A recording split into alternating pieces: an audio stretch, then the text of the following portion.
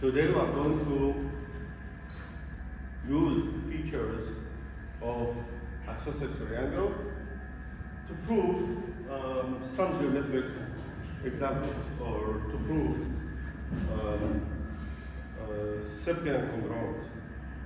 For example, we have triangle LMP, that's the big triangle. Given that LM is congruent to LP, so we have LM and LP are congruent. Since two sides in one triangle are congruent, then I automatically learn that this triangle is an isosceles triangle. Isosceles triangle features states that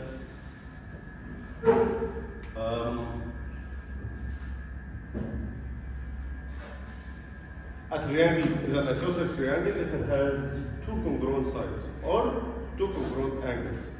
Now what I have two congruent sides. The requirement is to prove that these angles, these two angles are congruent. So I'm going to use the features of congruent triangles, right triangles, to prove that the two triangles here are congruent, then the corresponding parts are congruent. I mean by this that I'm going to divide my triangle to two triangles. One of them is the above one. So this yellow triangle. And the other one is the one that's at the bottom. So this green triangle. If I'm able to prove that the highlighted triangles are congruent, then every corresponding part in these two triangles are congruent. However, I'm going to consider this line, LN. I'm connecting from vertex to the midpoint of MP. If I say from vertex to the midpoint of MP, then what I have here?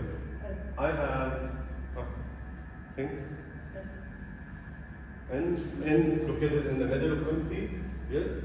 I can also say that Ln is equals itself by reflexive property. So now I have side postulates states that these two triangles are congruent, yes? So I have, because N located in the middle between M and P, then Mn and Np are congruent. I'm not sure if what I'm saying is true. Yeah? No, don't stop. Say again? So you can also do this by converse of isosceles triangle property. We don't have this property yet, we didn't study it.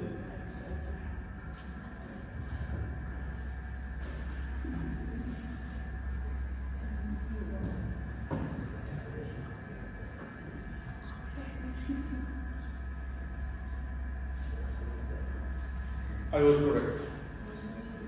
So what I have here, I have proved that LM is congruent to NP. From where? It's given. Yes. So it's given. And this is number one. I also have LN equals itself. So LN is congruent to what? Itself, which is Ln by reflexive property. And this is the second thing. I found that N located in the middle between MP, so using the midpoint theorem, I can say that Mn is congruent to Pm by midpoint theorem.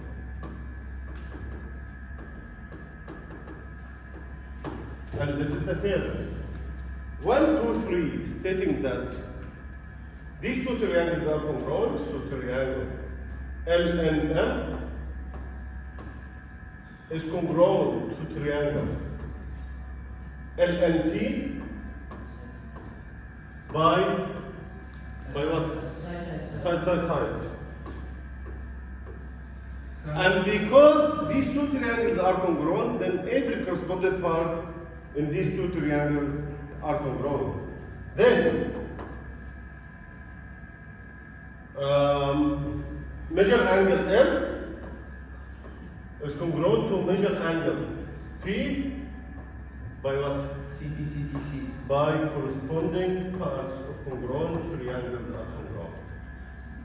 Because the green and the yellow triangles are congruent, it means the 6 parts in the green triangle are congruent to the 6 parts in the yellow triangle, and therefore these two triangles, these two angles are congruent. Okay? Let's take one more example.